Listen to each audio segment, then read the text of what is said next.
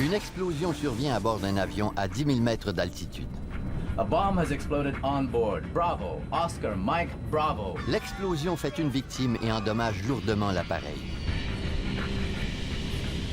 Près de 300 vies dépendent de l'équipage. Cet attentat met en branle une chasse à l'homme internationale. Mais entre-temps, le suspect planifie une autre attaque.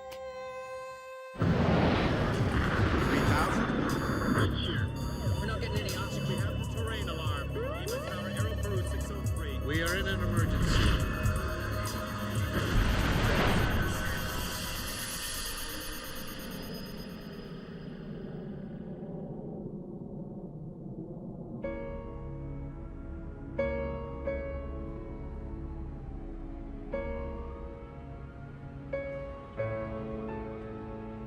Le soleil s'apprête à se lever en ce 11 décembre 1994. Alors que les 1,5 million d'habitants de Manille dorment paisiblement, Arnaldo Forlani, 26 ans, débute sa journée.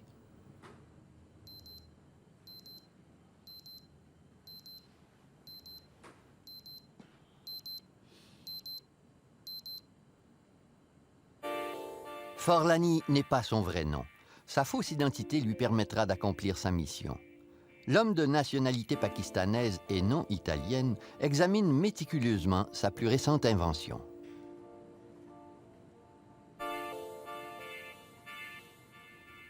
Dans son domaine, aucune erreur n'est permise.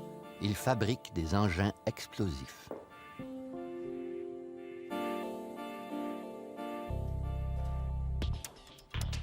Il emballe prudemment sa bombe.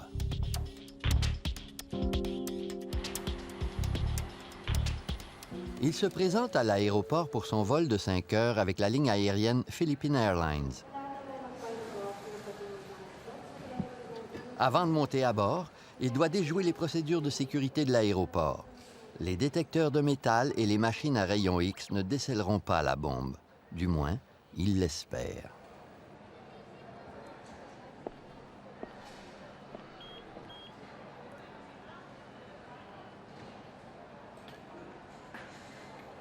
Il a acheté son billet sous le nom d'Arnaldo Forlani. Étant un faussaire accompli, il s'est muni d'un passeport italien. Si on le démasque, ceci mettra fin à sa carrière de terroriste international.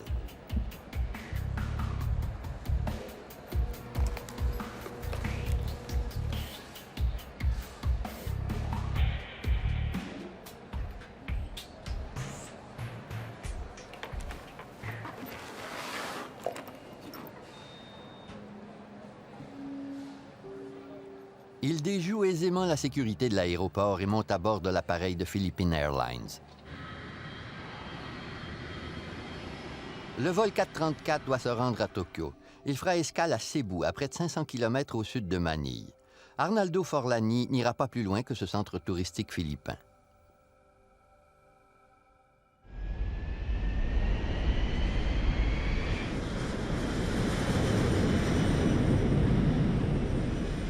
That's 10,000 feet, and weather's still looking clear. Thanks, Dex. I'm engaging autopilot.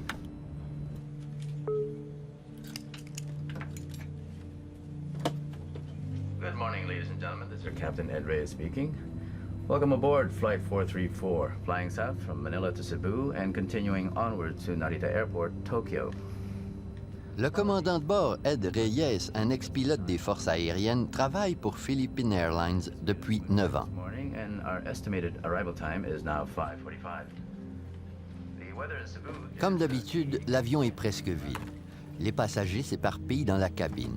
Une fois dans les airs, le terroriste peut s'installer à l'avant de l'appareil.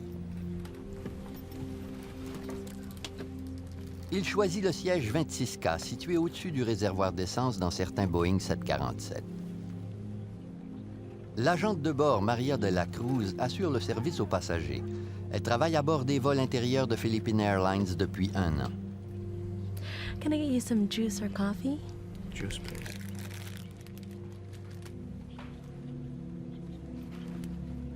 Le terroriste doit maintenant assembler sa bombe dans les toilettes. Il suffit de quelques minutes pour amorcer une bombe, mais cela exige une grande concentration.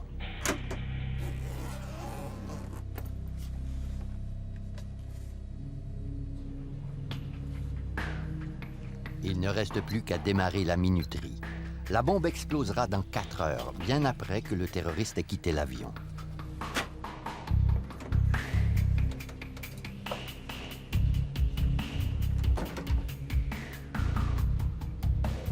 Il dissimule la bombe dans le compartiment de gilet de sauvetage sous son siège.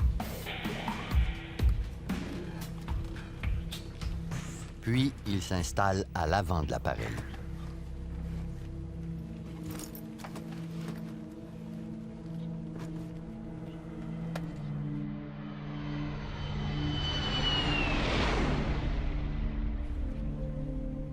Maria de la Cruz constate que le passager s'est de nouveau déplacé sans manger son petit déjeuner.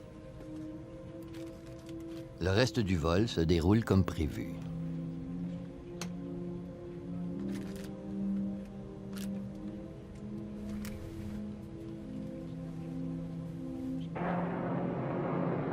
Le vol 434 s'apprête à atterrir à Cebu, où plusieurs passagers l'attendent pour se rendre à Tokyo.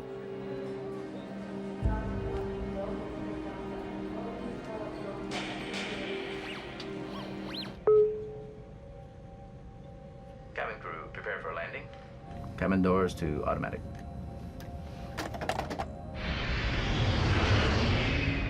L'avion atterrit à Cebu à 6h50.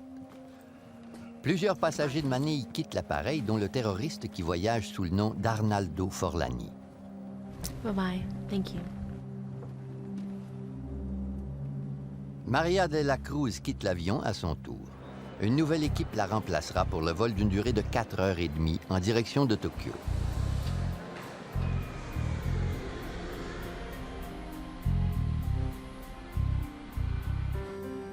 « 256 nouveaux passagers prennent place à bord du Boeing 747 en provenance de Manille. Plusieurs d'entre eux sont japonais,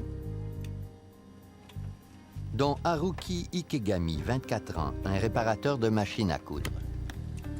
Il a hâte de rentrer à Tokyo après son premier voyage outre-mer.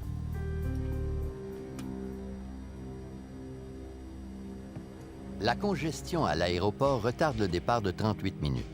Mais la minuterie de la bombe sous le siège 26K poursuit son décompte.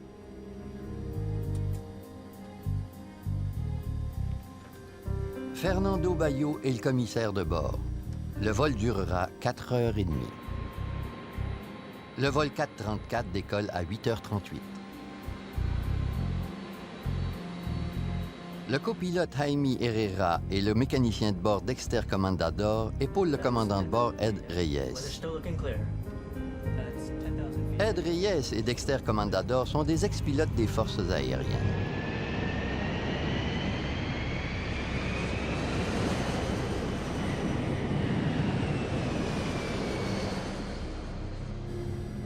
Haruki Ikegami est installé dans le siège 26K, libéré par le terroriste à son arrivée à Cebu.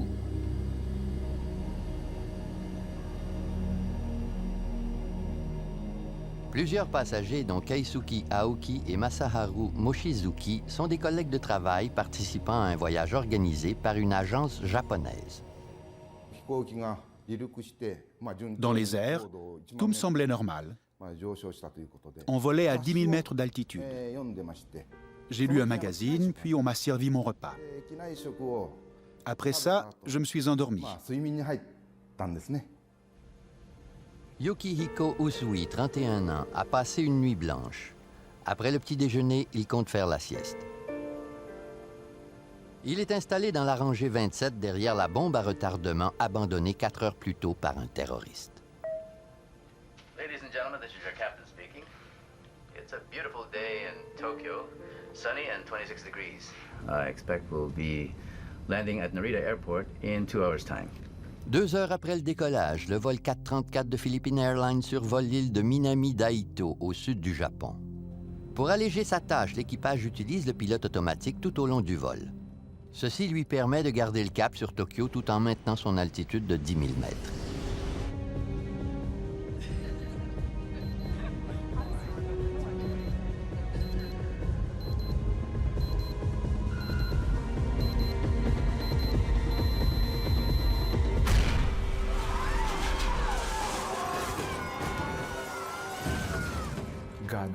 Pardonnez-moi, Seigneur.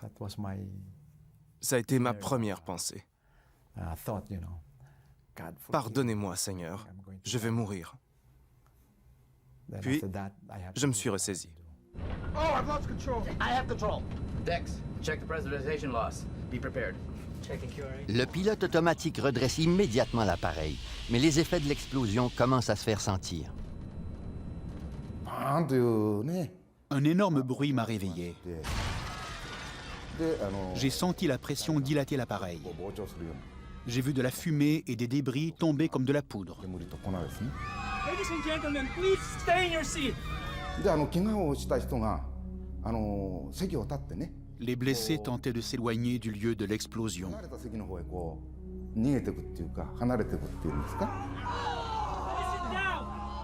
Je me suis levé. Plusieurs personnes autour de moi saignaient abondamment. Je croyais mourir. Stay in your seat, please. Les agents de bord doivent empêcher les passagers de quitter leur siège. Yukihiko Usui est assis dans la rangée 27. Il souffre de graves blessures aux jambes. L'agent de bord, Fernando Bayo, le retire de son siège.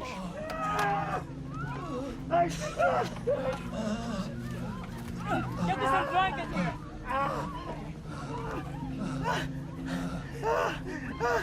Please sit down and fasten your seatbelt. Fernando Bayo se dirige vers Haruki Ikegami, coincé dans un trou béant où se trouvait jadis le siège 26K. J'ai vu un homme. Il était coincé dans un trou et tenait sa tête entre ses deux mains. J'ai tenté de l'aider.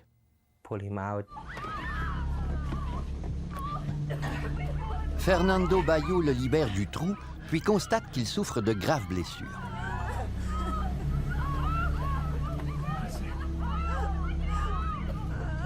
Haruki Ikegami rend l'âme quelques minutes plus tard.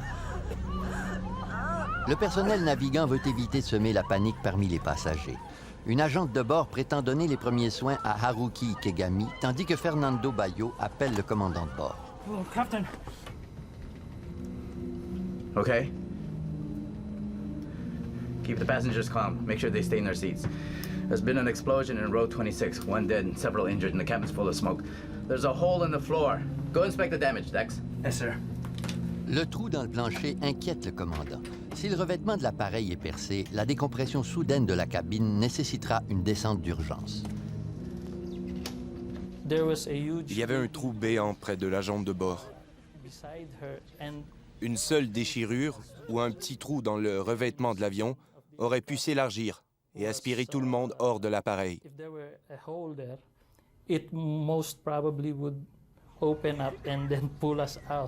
Heureusement, j'ai constaté que le revêtement n'avait subi aucun dommage. J'en ai informé le commandant et nous avons tenu pour acquis que le circuit de pressurisation tiendrait le coup. Immédiatement après l'explosion, le volant du copilote tourne abruptement vers la droite et fait dévier l'appareil. Le pilote automatique corrige rapidement la dérivation, mais le commandant Reyes constate que la secousse a endommagé le système de conduite du pilote automatique. J'ai essayé de changer de direction avec le pilote automatique, mais je n'y arrivais pas. Peu importe si j'essayais de monter, descendre, aller à droite ou à gauche, plus rien ne fonctionnait. On éprouvait de sérieux ennuis. Et les ennuis ne font que commencer. Le passager de la rangée 27 est grièvement blessé. Des soins médicaux sont nécessaires. L'avion est encore à 2h30 de Tokyo. Ed Reyes décide d'atterrir à l'aéroport de Naha sur l'île japonaise d'Okinawa, à 70 km à l'ouest. Il ordonne au copilote de lancer un appel de détresse. Yes, sir.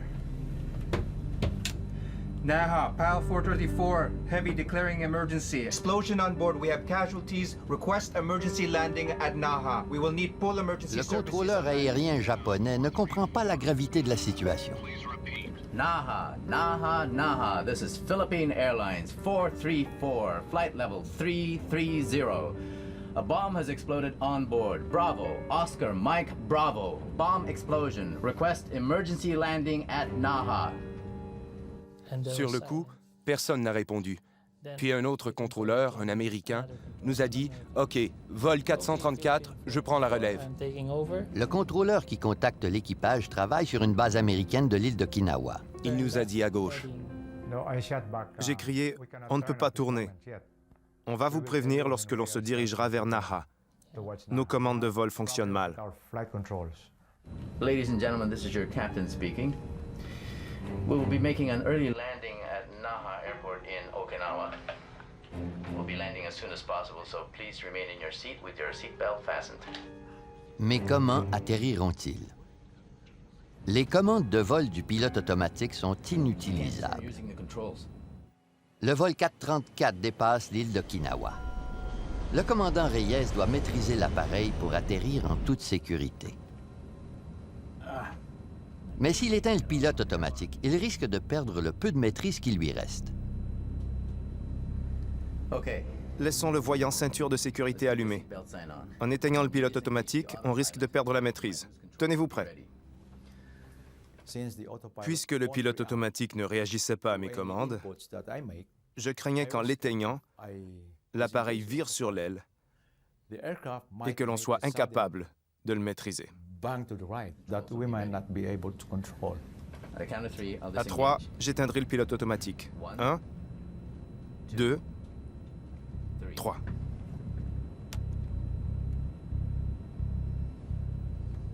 Un, 2, 3. Rien ne s'est produit. Nous étions très soulagés. Les commandes m'empêchent encore de tourner. Je crois que l'explosion a endommagé les ailerons. Dexter, que recommande le manuel si les ailerons sont coincés? Le manuel de référence rapide, le QRH, est la Bible des pilotes. C'est l'index des procédures à suivre en cas d'urgence. Commande de vol coincée. Les deux pilotes doivent actionner les commandes de toute leur force. D'accord. Allons-y. Le commandant Reyes tente d'activer les ailerons de toutes ses forces. Situés sur les ailes, ces panneaux permettent à l'appareil de tourner. Mais depuis l'explosion, l'appareil ne vole qu'en ligne droite. Les ailerons refusent de tourner. Je ne peux pas changer de cap. OK. Démarrons le pilote automatique et trouvons une autre solution. L'atterrissage prend plus de temps que prévu. On nous avait dit qu'on atterrirait dans 20 minutes. Mais nous sommes restés dans les airs pendant 1 heure. C'était terrifiant. Les passagers ont survécu à l'attentat, mais ils redoutent maintenant l'atterrissage à l'aéroport de Naha. En attendant d'atterrir, j'ai rédigé mon testament. Je l'ai adressé à mon fils, en lui disant d'être courageux. Le vol 434 dépassera bientôt l'île d'Okinawa. Le commandant Reyes conçoit un autre plan. Il faut tourner. Essayons l'entraînement différentiel. Débrayez les automanettes 3 et 4. Le commandant Reyes augmente la poussée des moteurs gauche de l'appareil et réduit celle des moteurs droits. L'appareil tourne lentement vers la droite. Le pilote ralentit pour effectuer un virage plus serré. Grâce aux instructions du contrôleur aérien, il espère s'aligner sur la piste d'atterrissage de l'aéroport de Naha. Pendant la descente, j'ai essayé les commandes de vol.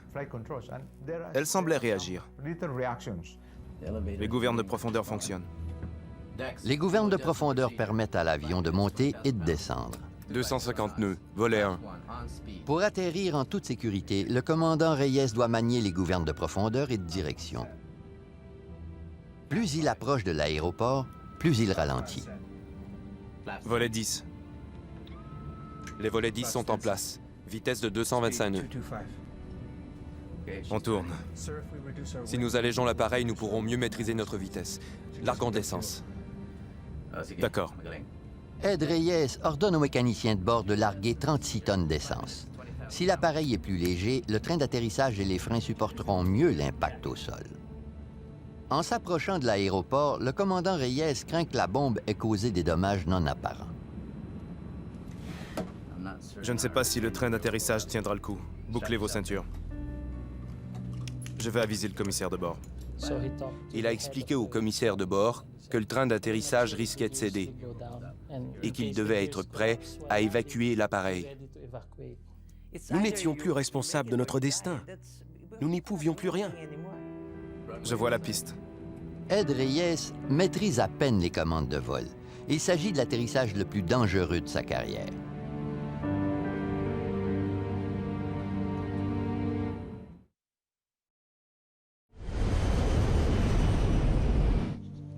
Alors que le vol 434 en provenance de Manille se trouvait à 10 000 mètres au-dessus de l'océan Pacifique, une bombe a neutralisé les commandes de vol de l'appareil. Le Boeing 747 entame sa descente. Le destin des 273 passagers dépend du commandant Ed Reyes. Nous avions tous très peur. J'en suis convaincu. Abaisse le train. Le train d'atterrissage se déploie en quelques secondes, mais ça m'a semblé interminable. On attendait que le voyant vert s'allume. C'était interminable. C'était interminable. Le voyant vert s'est finalement allumé. 3 verres, monsieur. Je vais atterrir sans le pilote automatique. Dexter, observe le taux de descente, l'altitude et la vitesse. Volet 30. 150 mètres, comme prévu. Volet 30. À mon signal, actionne la manette de la gouverne. 60 mètres, un peu plus à gauche. Pousse. 30 mètres. 15. 9. Ça y est. Tire!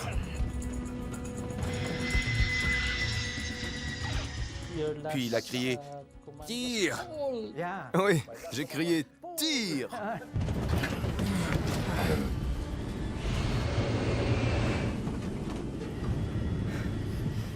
J'ai verrouillé toutes les manettes de poussée. Je voulais absolument rester au sol.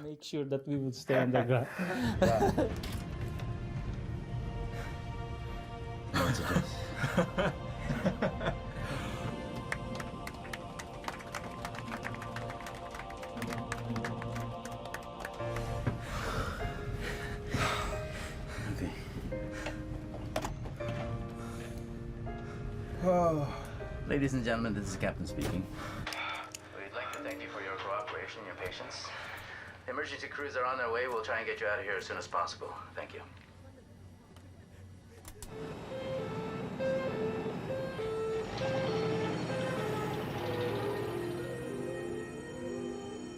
Le Boeing 747 de Philippine Airlines est maintenant un lieu de crime relevant des autorités japonaises.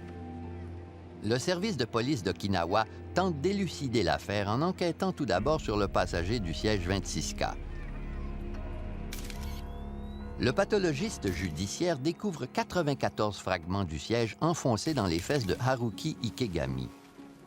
L'homme a subi de sérieuses blessures internes et a perdu beaucoup de sang, mais les effets de l'explosion auraient pu être encore pires.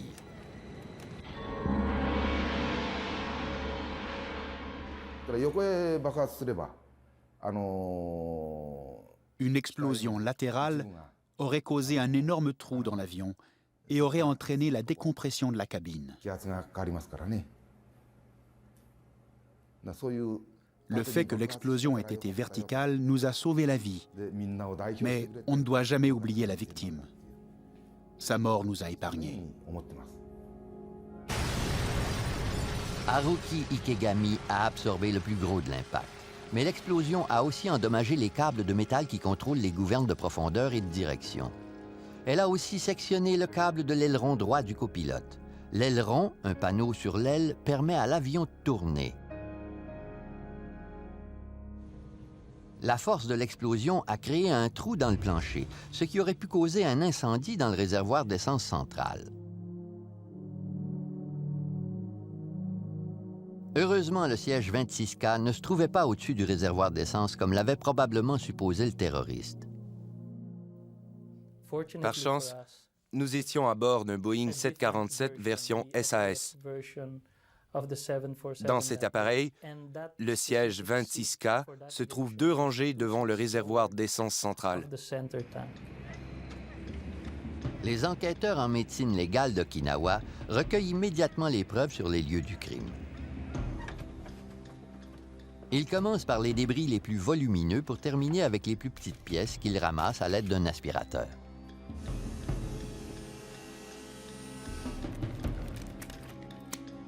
Les enquêteurs japonais ne peuvent identifier le détonateur ni retrouver des traces d'explosifs. Mais en isolant les pièces de métal et de plastique et les fils qui ne proviennent pas de l'appareil, ils parviennent à rassembler les éléments de la bombe.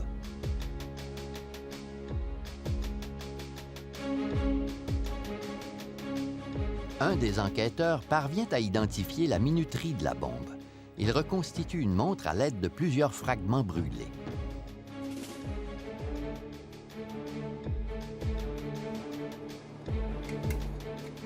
Les enquêteurs constatent aussi que l'une des piles de 9 volts de la bombe n'est vendue qu'aux Philippines. Le terroriste y est-il basé? Sonny Rayzon, chef adjoint de la police nationale des Philippines, mène l'enquête. Vers la fin de 1994, divers services de renseignement nous avaient déjà avisé que des terroristes du Moyen-Orient œuvraient aux Philippines. Le soir du 6 janvier 1995, près de 4 semaines après l'explosion à bord du vol 434, les policiers philippins découvrent un indice important.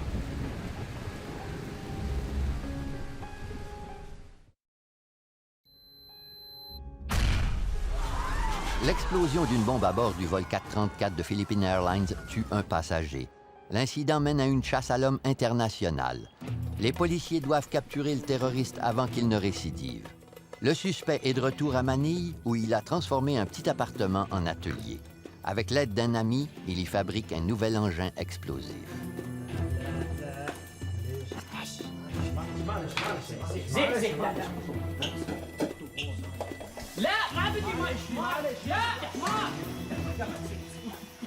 Mais les terroristes ratent une manipulation de produits chimiques. Une fumée âcre s'échappe de l'appartement.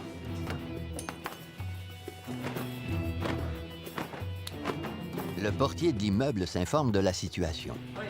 What's going on? Sorry. We're playing with some fireworks, but it's okay. We put them out and we have all the windows open inside and we keep the door closed. It will be fine, okay? You all open the door. No, if we open the door, the smoke comes in the hallway. You keep it closed to go out the window, okay? Come on. It's okay. It's okay. Ils décident d'attendre à l'extérieur de l'immeuble jusqu'à ce que la fumée se dissipe. Mais leur histoire de feu d'artifice ne convainc pas le portier. Il appelle les pompiers et le service de police.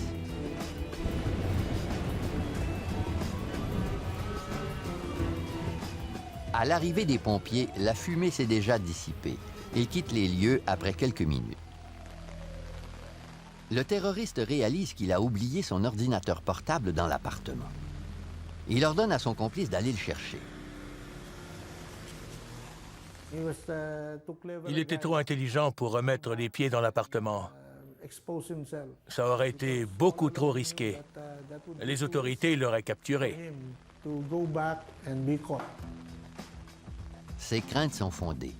Dès que l'enquêteuse Aïda Fariskal apprend que les deux hommes sont pakistanais, elle insiste pour examiner l'appartement. Les policiers de Manille sont sur le qui-vive. Ils se préparent pour l'arrivée du pape dans quelques jours.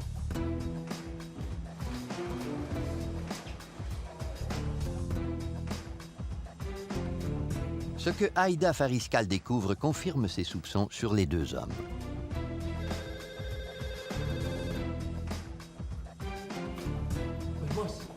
You know. You! Stop!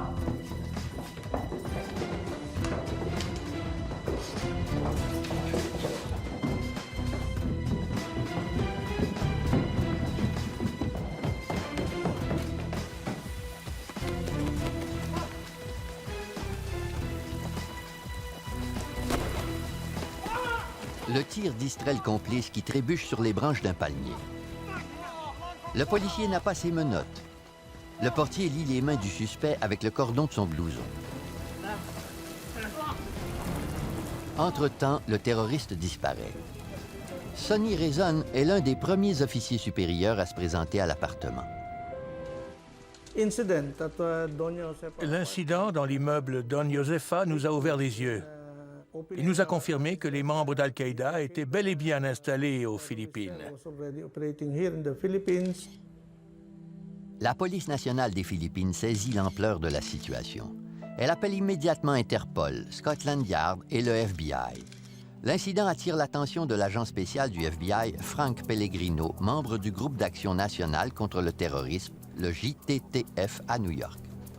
Celui-ci traque Ramzi Youssef depuis 2 ans. L'a-t-il enfin retrouvé? Ramzi Youssef était l'un des terroristes les plus recherchés par le FBI depuis 1993. La police nationale des Philippines fouille l'appartement et découvre des preuves reliant Ramzi Youssef à l'attaque à la bombe sur le vol 434 de Philippine Airlines.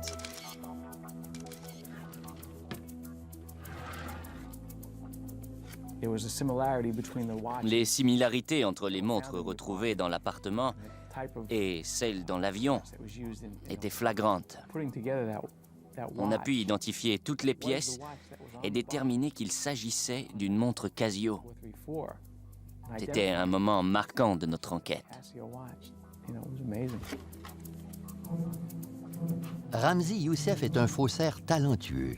Les enquêteurs découvrent plusieurs pièces d'identité avec divers noms et photos. Sur chacune d'entre elles, il a pris soin de changer quelque peu son apparence. L'une des pièces d'identité intéresse particulièrement les enquêteurs. Ramzi Youssef nous narguait. La date d'émission de l'une des cartes était la même que celle de l'attentat à la bombe au World Trade Center, survenu en 1993. C'était la preuve qu'il s'agissait de son appartement. Les 2 hommes connaissaient bien les produits chimiques. Leur dictionnaire était usé et plusieurs passages y étaient surlignés. Ils l'utilisaient fréquemment et il contenait plusieurs notes manuscrites. On y a trouvé, je dirais, une centaine d'empreintes digitales appartenant à Ramzi Youssef. Ils étaient aussi experts en électronique. La minuterie était dissimulée à l'intérieur d'une montre Casio. La qualité de ce mécanisme nous inquiétait énormément. L'identification de l'auteur de l'attaque à la bombe du vol 434 et la découverte de cet atelier clandestin préoccupent les autorités responsables de la sécurité des passagers. Ramzi Youssef est un terroriste chevronné qui sait comment déjouer les systèmes de sécurité des aéroports. Malgré leur petite taille, ces bombes peuvent tuer des centaines de passagers. Aux grandes dames des autorités, Ramzi Youssef est toujours en liberté.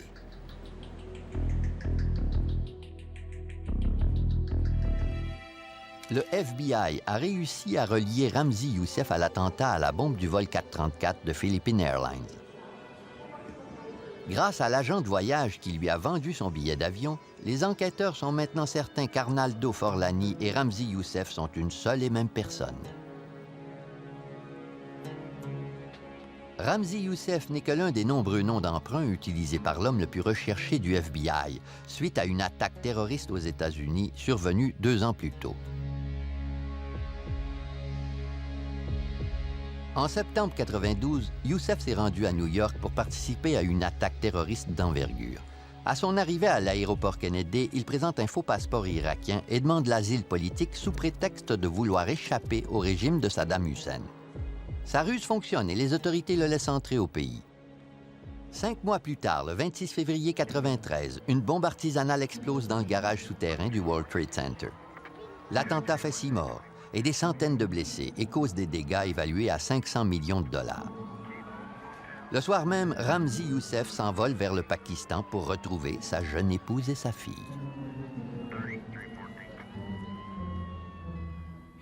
Ramzi Youssef était très ambitieux. Un attentat réussi ne suffisait pas. Plus d'1 an et demi après l'attentat du World Trade Center, Ramzi Youssef s'installe à Manille pour peaufiner son attaque à la bombe du vol de Philippine Airlines. Selon Sonny Rayson, la vie à Manille lui va comme un gant. Ramzi Youssef profitait de la vie. Il aimait les jolies femmes et avait plusieurs copines. Il fréquentait les boîtes de nuit et buvait beaucoup. Au fond, les terroristes ressemblent beaucoup aux gens ordinaires, vous savez.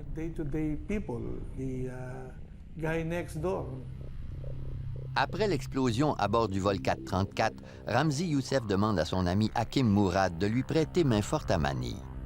Les policiers arrêtent ce dernier le 6 janvier 1995, 2 semaines après son arrivée au pays. Ils l'emmènent au quartier général de la police nationale des Philippines. Mourad subira un interrogatoire de 67 jours avant de dévoiler comment Youssef a posé la bombe. Hakim Mourad était un homme fort et déterminé. Il a mis beaucoup de temps avant de répondre aux questions de nos enquêteurs. Ce n'est que lorsqu'on lui a transmis les nouveaux indices du FBI qu'il a enfin dénoncé son complice.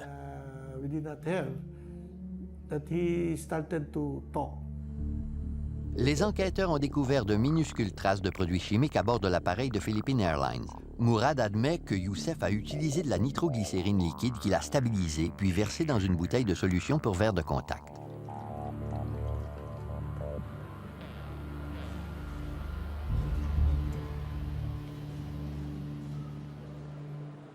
Selon Mourad, Youssef aurait dissimulé les pièces électroniques de sa bombe dans le talon de ses chaussures puisque la plupart des systèmes de sécurité des aéroports décèlent seulement le métal qui se trouve au-dessus des chevilles.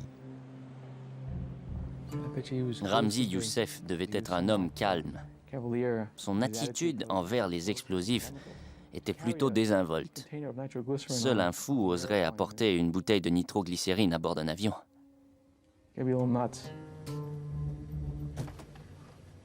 Mourad a aussi expliqué aux enquêteurs comment Youssef a assemblé sa bombe à bord de l'avion. Can I get you some juice or coffee? Juice, please.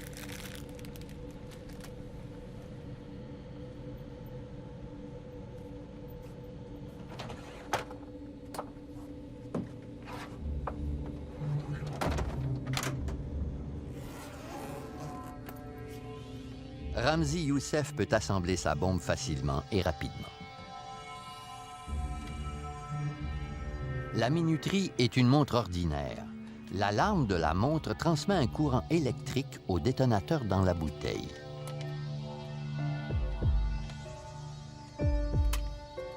Deux piles de 9 volts envoient le courant au filament d'une ampoule. Ceci met le feu au coton poudre et fait exploser la nitroglycérine. Ramzi Youssef peut brancher tous les fils en quelques secondes grâce à des prises quasi invisibles à l'intérieur de la montre.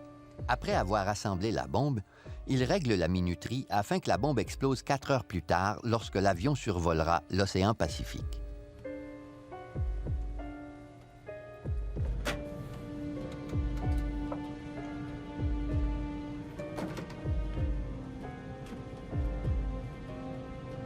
Il place la bombe dans le compartiment pour gilet de sauvetage sous son siège.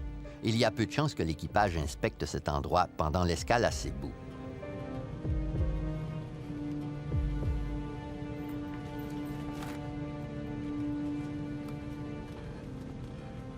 Il quitte l'appareil peu après et disparaît.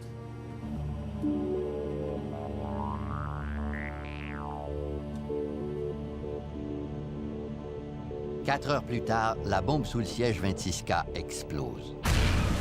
Les lignes aériennes devront dorénavant faire face à un nouveau genre de terrorisme.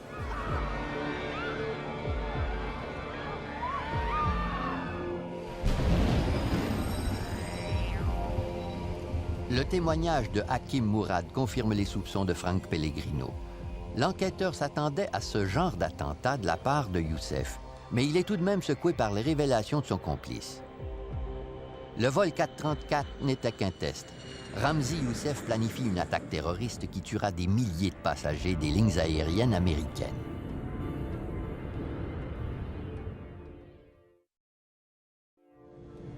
Le terroriste Ramzi Youssef a déjà fait exploser une bombe à bord d'un avion. Le FBI vient d'apprendre qu'il planifie des attentats similaires à bord d'autres appareils.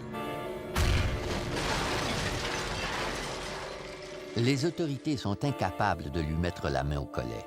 Les enquêteurs du FBI découvrent ses plans méticuleux dans son ordinateur portable, celui que son complice n'a jamais pu récupérer.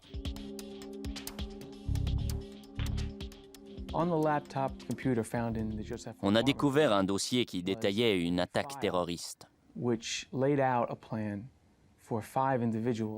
5 individus dont on ignore l'identité devaient dissimuler des bombes à bord de 11 avions avant de retourner chez eux. Ils espéraient faire exploser toutes les bombes pendant une période de 6 heures.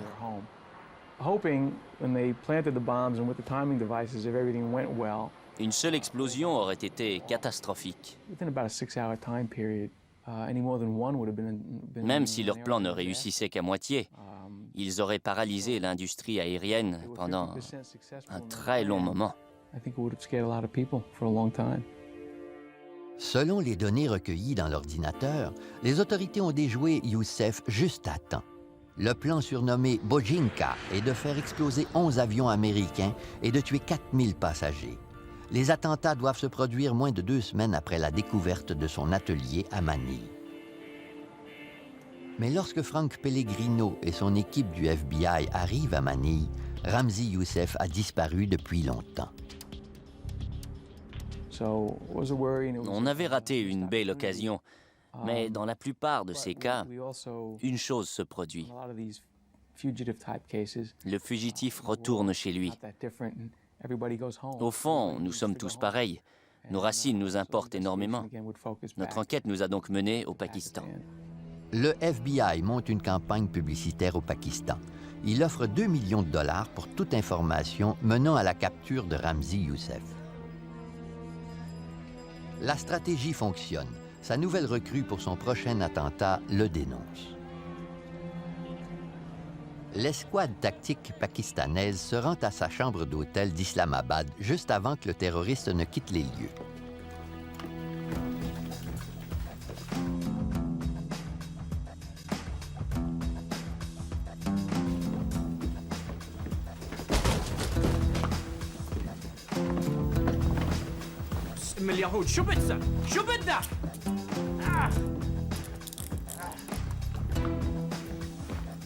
Les autorités locales et fédérales ont ramené Ramzi Ahmed Youssef à New York, mercredi soir, à bord d'un convoi d'autopatrouille. Les autorités pakistanaises ont procédé à son arrestation mardi soir, mettant fin à une chasse à l'homme internationale. Le FBI l'a ramené aux États-Unis dans un avion américain, avant de le placer en détention préventive.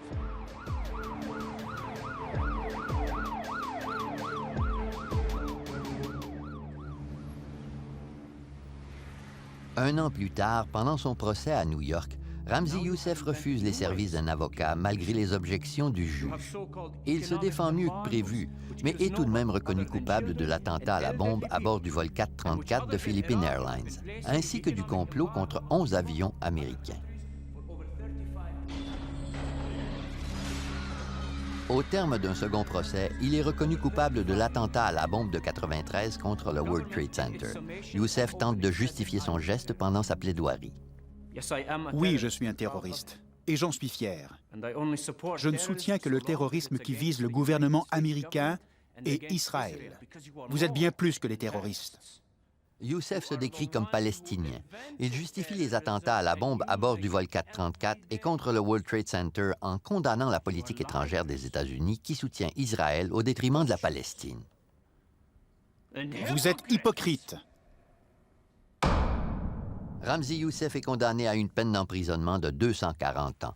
Le juge recommande l'isolement cellulaire à perpétuité dans une prison à sécurité maximale des États-Unis, située à Florence, au Colorado. On y trouve les criminels les plus violents et dangereux.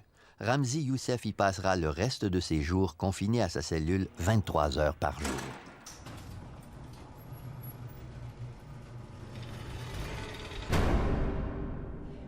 Un an après l'attentat à la bombe à bord du vol 434, la Federal Aviation Administration recommande l'usage d'un détecteur d'explosifs. Aucune ligne aérienne ne se le procure. C'est seulement suite aux attentats du 11 septembre 2001 qu'une loi exige l'installation de détecteurs d'explosifs dans les aéroports américains. Mais les modèles les plus fiables coûtent cher, sont trop lents et peu d'aéroports les utilisent. Un seul attentat réussi satisfera un terroriste. Notre tâche est d'arrêter chacun d'entre eux. Aucune autre attaque à la bombe n'est survenue à bord d'un avion depuis l'attentat contre le vol 434. Mais ceux qui ignorent les leçons du passé sont souvent condamnés à la catastrophe.